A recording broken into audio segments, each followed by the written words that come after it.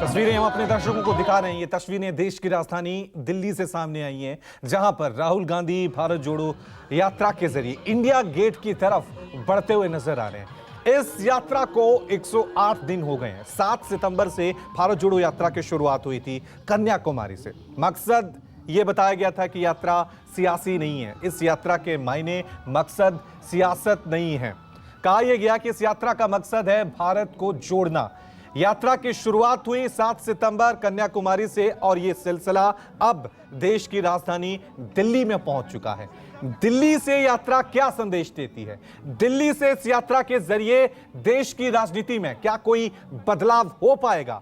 कांग्रेस में क्या परिवर्तन होगा? लगातार इन तमाम सवालों का जवाब तलाशने की कोशिश हम कर रहे हैं, विश्लेषण हम कर रहे हैं। हर एक रंग, हर एक तस्वीर आप तक हम ये पहुंचा रहे हैं। एक बार फिर सीधा रुख करते हैं मेरे सहयोगी संजीव त्रिवेदी का। संजीव, जिस मकसद से, जिस मैसेज के साथ इस यात्रा की शुरुआत हुई थी, क्योंकि अब लगभग मुश्किल से 500 किलोमीटर का फासला रह गया होगा इस यात्रा को समाप्त होने का, क्या वो तमाम मैसेज कांग्रेस साबित कर पाई? क्या वो मकसद, उसमें कामयाब हो पाई कांग्रेस? क्योंकि हजूम तो हजारों का दिख रहा है हमें।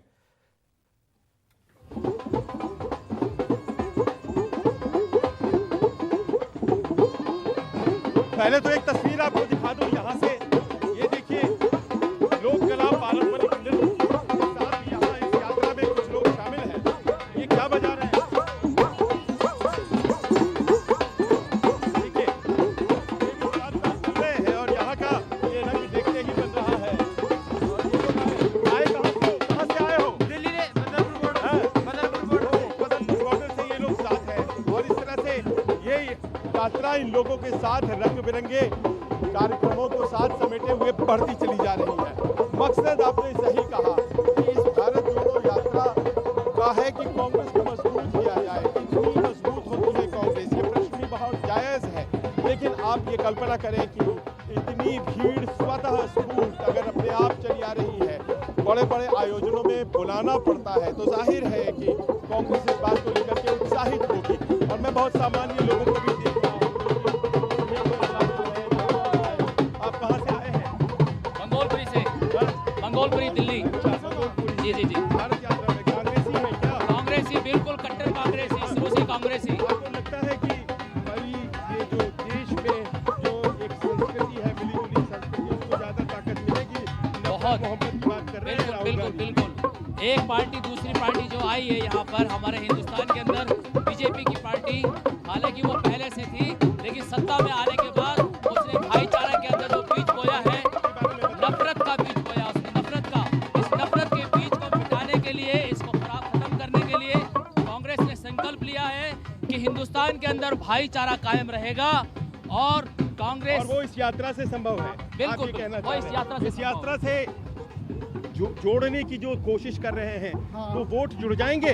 वोट भी जुड़ेंगे, लोगों का समर्थन आप देख रहे हो, जनसभा जनसलाब चल रहा है। अब आप हमें राहुल गांधी जी एक के सवाल साथ का जवाब दे दीजिए हाँ जी, हाँ कि जी, कल हाँ जी। देखिए भारत जोड़ो यात्रा के दिल्ली घुसने से पहले ही फ्री अनाज योजना हाँ जी। पूरे देश में 1 साल हाँ जी। सरकार ने दिया। रोजगार दीजिए। नहीं, नहीं, हमें हमें हमें फ्री रोजगार नहीं चाहिए। रोजगार नहीं चाहिए। चाहिए। समझे? हमें रोजगार चाहिए। हमें फ्री रोजगार नहीं चाहिए।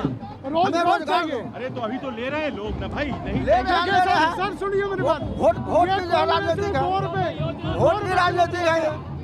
पहले कांग्रेस ने 2 रुपए किलो अनाज दिया था। अब तो ये बिना कांग्रेस की पैसे के देन है। अनाज मिलेगा। ये जो बिगर पैसे का अनाज दे रहे हैं, हमें रोजगार दो, महंगाई दर घटाओ। 2 रुपये किलो गेहूँ महंगाई और बढ़ो, 3 रुपये चावल पहले नहीं बहुत देते फ्री ऑफ कॉस्ट है, फ्री। नहीं चाहिए फ्री ऑफ कॉस्ट। एक तरफ फ्री करके फ्री दूसरी नहीं तरफ चाहिए। सरसों का तेल 200 रुपए किलो बेचा इन्होंने।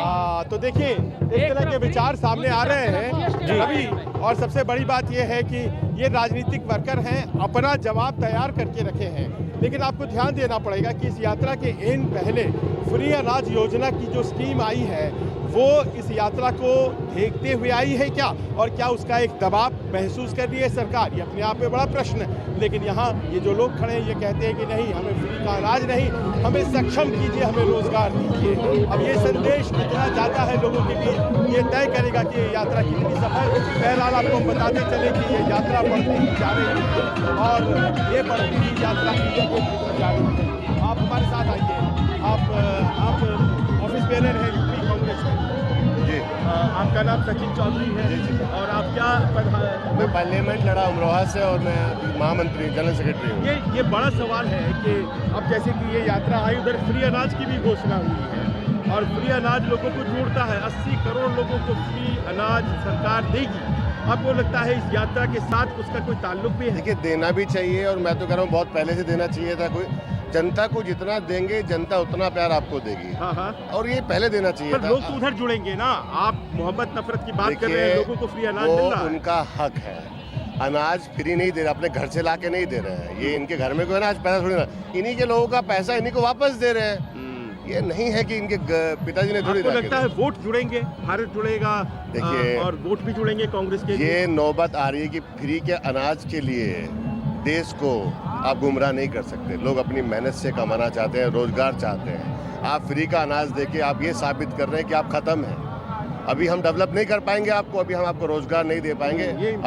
अभी आप इस भीख के नाते पलिए, क्योंकि हमारे बस की नहीं है रोजगार देना। ना हम 2 करोड़ रोजगार देंगे। ये इनका पॉइंट सचिन चौधरी का। ये सांसद का चुनाव भी लड़ चुके हैं अमरोहा से। और देखिए, ये यात्रा यहाँ से अब गुजरती हुई इंडिया गेट की तरफ बढ़ रही है और धीरे धीरे पीछे लोग पहुँचते जा रहे हैं। सर, कितनी दूर पहले ज्वाइन किया आपने इस यात्रा को? हाँ, हम 1-2 किलोमीटर पहले। ठीक है संजीव, लौटेंगे आपके पास। तो तस्वीरें अपने दर्शकों को एक बार फिर बता दें कि ये देश की राजधानी दिल्ली की सड़कों से ये तस्वीरें हम आपको दिखा रहे हैं, जहां पर सियासत नजर आ रही है, जहां पर राहुल गांधी की भारत जोड़ो यात्रा नजर आ रही है।